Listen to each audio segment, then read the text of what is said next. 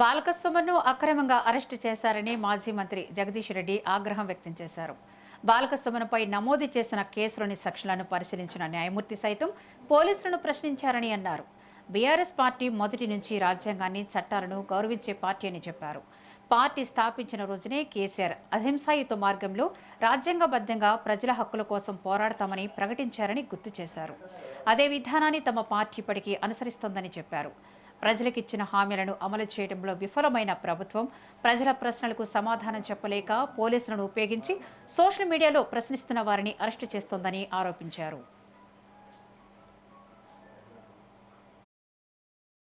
ఈ కేసు చూసినప్పుడు మొన్న జడ్జి గారే ఆశ్చర్యపోయారు. వాళ్ళు పెట్టిన సెక్షన్లు అవి చూసినప్పుడు అసలు బాలకసుమన్ మాట్లాడింది ఏంది, మీరు పెట్టిన సెక్షన్లు ఏంది, ఆయుధాలు పట్టుకున్నట్టు, ఎవరినో చంపడానికి ప్రయత్నించినట్టు, దేశద్రోహానికి పాల్పడ్డట్టు, మొత్తం దేశంలో ఎన్ని రకాల శిక్షణలు ఉండాలో అన్ని తీసుకొచ్చి పెట్టినలో కోర్టే చూసి మొట్టకాయలు వేసి వాళ్ళకి సెక్షన్లను కూడా తీసేయమని చెప్పడం జరిగింది.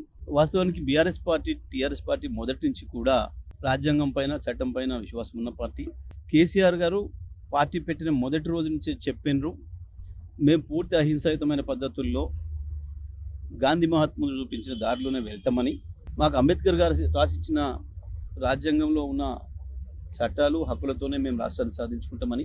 మా 14 సంవత్సరాల మా పోరాట చరిత్ర అదే ఉంది. గత 10 సంవత్సరాలు మేము ప్రభుత్వం నడిపిన పరిస్థితుల్లో కూడా ఏ రకంగా నడిపినామో ఈ రాష్ట్ర ప్రజలు, దేశ ప్రజలు అందరూ కూడా చూసిండ్రు.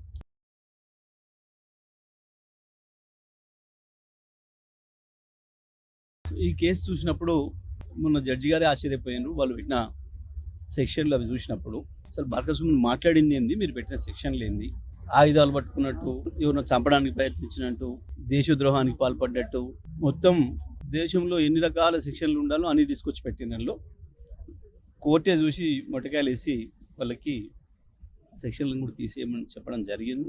వాస్తవానికి బీఆర్ఎస్ పార్టీ, టీఆర్ఎస్ పార్టీ మొదటి నుంచి కూడా రాజ్యాంగం పైన, చట్టం పైన విశ్వాసం ఉన్న పార్టీ. కేసీఆర్ గారు పార్టీ పెట్టిన మొదటి రోజు నుంచి చెప్పినారు, మేము పూర్తి అహింసాయుతమైన పద్ధతుల్లో గాంధీ మహాత్ములు చూపించిన దారిలోనే వెళ్తామని. మాకు అంబేద్కర్ గారు రాసిచ్చిన రాజ్యాంగంలో ఉన్న చట్టాలు, హక్కులతోనే మేము రాష్ట్రాన్ని సాధించుకుంటామని. మా 14 సంవత్సరాల మా పోరాట చరిత్ర అదే ఉంది. గత 10 సంవత్సరాలు మేము ప్రభుత్వం నడిపిన పరిస్థితుల్లో కూడా ఏ రకంగా నడిపినామో ఈ రాష్ట్ర ప్రజలు, దేశ ప్రజలు అందరూ